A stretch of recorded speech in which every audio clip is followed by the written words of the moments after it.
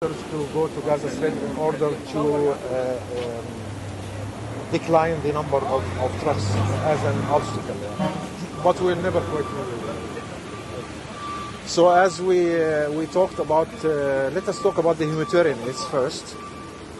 These trucks, when we roll them 1 o'clock in the morning, they've been checked 4 times, different checks, not only security checks, but we check everything. We check the barcode and everything, and to be sure that everything is okay and fine and accepted. And we start rolling them 5 o'clock in the morning through this gate. This gate doesn't belong to Rafah gate.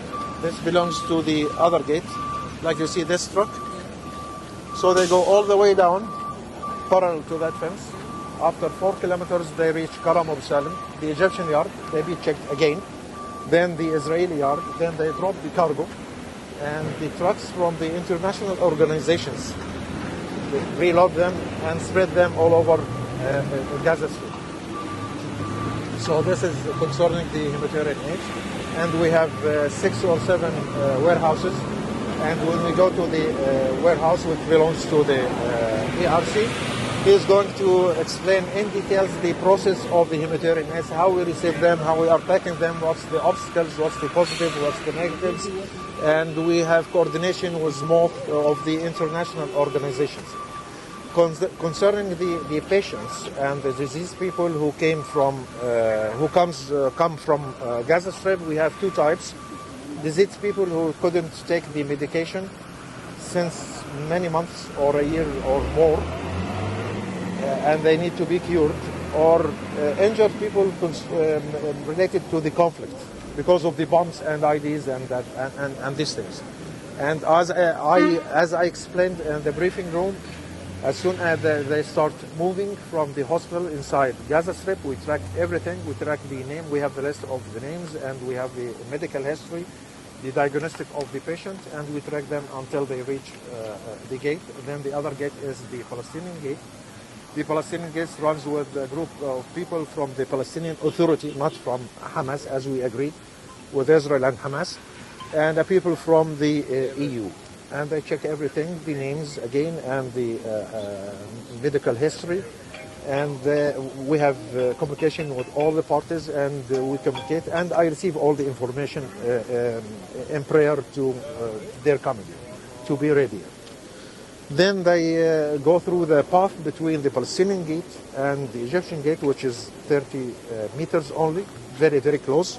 Social teams and workers from ERC, they receive them, carry their luggages, and help them to guide them inside Rafah path. We have an entertaining area for the kids, and we vaccinate all the kids and check everyone, even the accompanied people, and it is permitted according to the ceasefire agreement to receive 50 injured people every day, and everyone could be accompanied from 1 to 3 persons a day. In the beginning, after the 7th of October, in the beginning before the first ceasefire agreement, sometimes 8 people or 10 people accompany one injured people, so which is not really suitable. This is too much. So we limited the number to 3. Concerning the paths, the Palestinians have their paths. It's the airport and the seaport, but they are closed because of the security situation many years ago. And on the east, they have 3 paths with Israel for the oil and gas, and they were closed between the period of 2008 and 2010, according to the security situation. And there is a path in the north, Beit Hanun path. It's for passengers going from Gaza Strip to the West Bank and vice versa. And there is Zakim towards Jordan.